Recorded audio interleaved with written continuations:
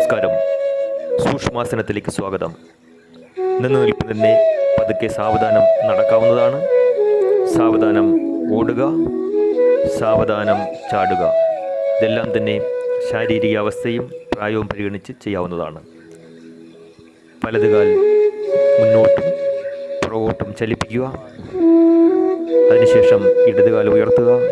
കാൽപാദങ്ങൾ മുന്നോട്ടും പുറകോട്ടും ചലിപ്പിക്കുക. വീണ്ടും വലതുകാൽ റൊട്ടേറ്റ് ചെയ്യുക, clockwise and anticlockwise. ഇടതുകാൽ ആവർത്തിക്കുക. ഇതെല്ലാം തന്നെ ഇരുന്നു കൊണ്ടും നിന്നുകൊണ്ടും എന്തിനേറെ കിടന്നുകൊണ്ടും ചെയ്യാവുന്നതാണ്.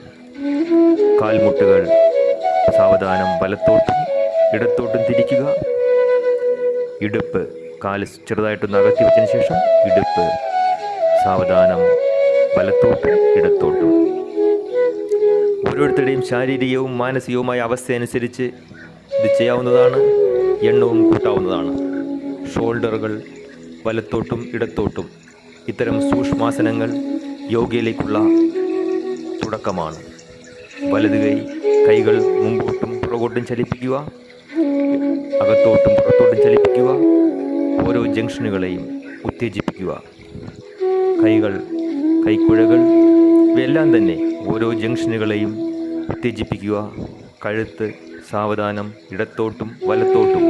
സ്പോണ്ടിലൈറ്റിസ് ഉള്ളവർ ഇത് ചെയ്യാതിരിക്കുന്നതാണ് നല്ലത്. സാവധാനം തല കണ്ണടച്ചുകൊണ്ട് 3, 2, 1 എന്ന രീതിയിൽ സാവധാനം അവധാനതയോടെ ചെയ്യുക. അതിനുശേഷം കണ്ണുകൾ പച്ച നിറം നോക്കിക്കൊണ്ട് ശക്തമായി അടയ്ക്കുകയും തുറക്കുകയും ചെയ്യുക. പ്രത്യേകിച്ച് ഓൺലൈൻ കാലഘട്ടമാണ്. കുട്ടികൾ വളരെ സാവധാനം കണ്ണിൻ്റെ പരിശീലനം ചെയ്യേണ്ടതാണ്. അതിനുശേഷം കണ്ണുകൾ അടയ്ക്കുക. മുഖം നന്നായി മസാജ് ചെയ്യുക.